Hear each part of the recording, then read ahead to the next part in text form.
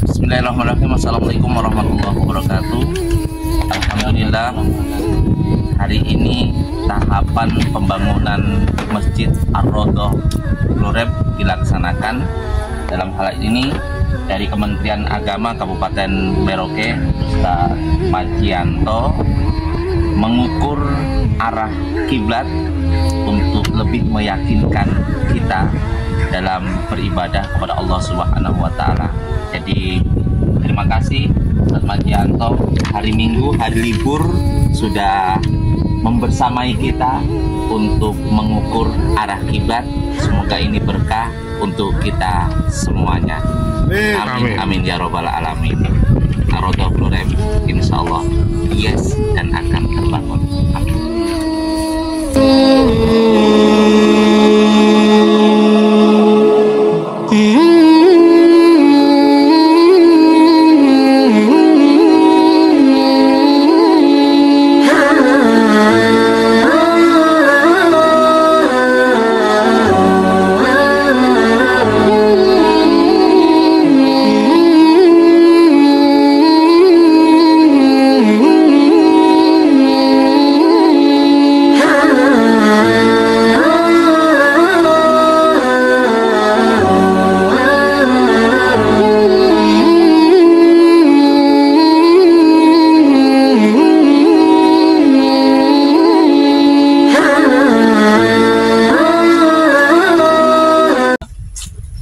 Berkumpul di tempat yang insya Allah penuh mubarak ini.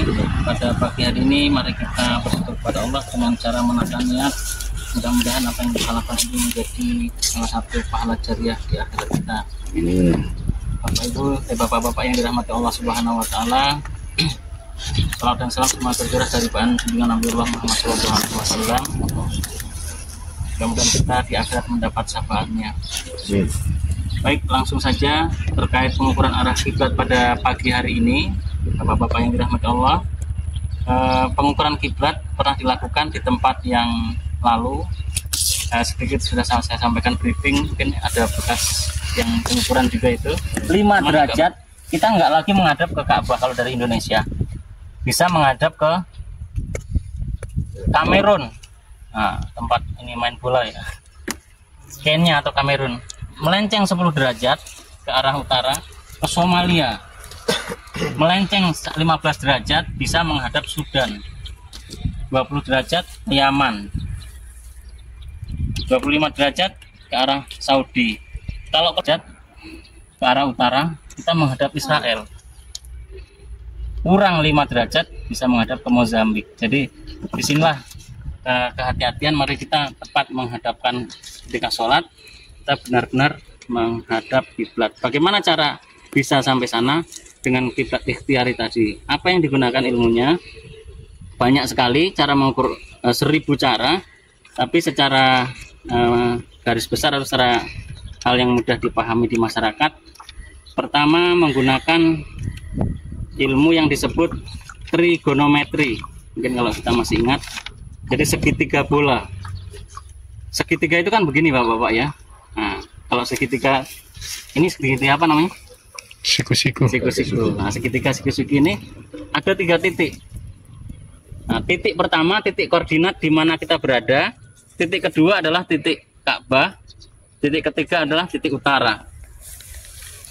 Jadi utara, Ka'bah dan titik koordinat. Ada 3 titik itu. Cara pengukuran lama yang kita gunakan adalah menggunakan utara. Untuk mengetahui utara itu ada 2 macam, utara sejati dan utara kompas. Kalau utara kompas kita cukup menggunakan kompas. Kalau utara sejati kita bisa menggunakan matahari seperti ini. Jadi ini kita dirikan tongkat, tapi agak panjang prosesnya. Dirikan tongkat, kemudian bikin bulatan, pagi diukur, sore diukur, titik pagi bayangannya dikasih titik, titik sore dikasih titik, ditaruh tali, ketemulah arah barat dan timur. Di siku ketemu utara selatan. Baru kita gunakan rumus ini, dimasukkan ke arah yang kita temukan dari matahari. Cuma prosesnya panjang. Kita sepakat pakai kompas ya bapak-bapak ya, biar praktis. Nah kemudian cara yang selanjutnya, cara mengukur selain dari apa namanya tadi, kiblat ikhtiari dengan trigonometri, ada namanya rosdul kiblat. Setahun hanya terjadi 2 kali. Rosdul kiblat itu kapan matahari tepat di atas Ka'bah, maka di mana orang mendirikan tiang di seluruh dunia, bayangannya langsung menuju ke Ka'bah. Ini paling praktis ini. Jadi kalau ada matahari pas di atasnya Ka'bah, seperti ini, misalnya ini matahari, maka ketika kita mendirikan tongkat di sini, ada bayangan ke sana. Ini sudah menghadap tepat Ka'bah. Yang di sana masih berdiri tongkat, bayangannya ke arah Ka'bah. Di sana juga, di sana juga. Ini namanya rosdul kiblat, dan setahun hanya dilakukan 2 kali, terjadi 2 kali, yaitu pada tanggal 27-28 Mei jam 16.18 waktu Indonesia Barat, tanggal 15-16 Juli jam 16.27 waktu Indonesia Barat. Langsung aja untuk singkatnya, Bapak-bapak yang dirahmati Allah, ketika terjadi masalah kiblat, polemik arah kiblat tidak perlu dibesar-besarkan di dalam umat ya. Jika ada keraguan tentang arah kiblat, lakukan pengukuran baik secara mandiri atau meminta kepada petugas juru ukur. Yang ketiga, arah kiblat dari Indonesia adalah bervariasi antara 20 sampai 25 terhadap titik barat ke utara. Cara paling sederhana atau akurat untuk mengukur arah kiblat adalah rosdul kiblat tadi. Jika tidak bisa diselesaikan masalah arah kiblat, maka bisa dipermasalahkan, diajukan ke pengadilan agama. Na'udzubillah min dzalik ya.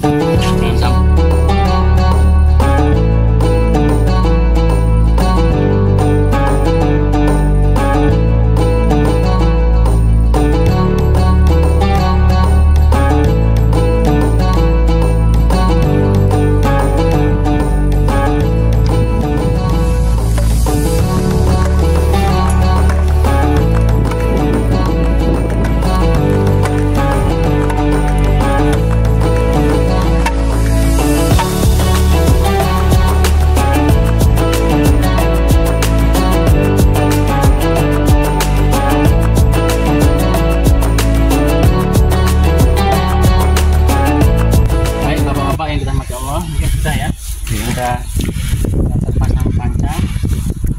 Terakhir perlu kami sampaikan, ini nggak perlu diperbesar, cuman hanya pengetahuan yang sifatnya khilafiyah. Apa yang kita lakukan di sini, salah satu syarat sah sholat ialah menghadap kiblat. Arah kiblat umat Islam seluruh dunia ialah Ka'bah yang berada di Makkah. Seorang yang tidak menghadap kiblat saat sholat dihukumi tidak sah kecuali dalam 2 kondisi, yakni ketika sholat khauf dan sholat sunnah yang dilaksanakan di atas kendaraan. Jadi ada kecualinya menurut Imam Syafi'i. Hal ini dinyatakan oleh Imam Abu Ishaq Asy-Syairazi dalam kitab Al-Madzahib fil Fiqh Al-Imam Asy-Syafi'i.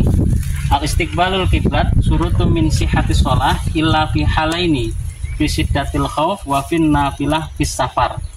Jadi ini referensinya dari kitab tadi yang saya sebutkan.